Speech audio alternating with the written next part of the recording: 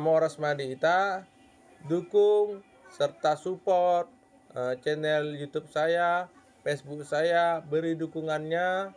Saudaraku, beri juga topangan doa untuk saya, Embron Tapubulun, sama adik saya Ebit Tapubulun, lumpuh tidak bisa berjalan.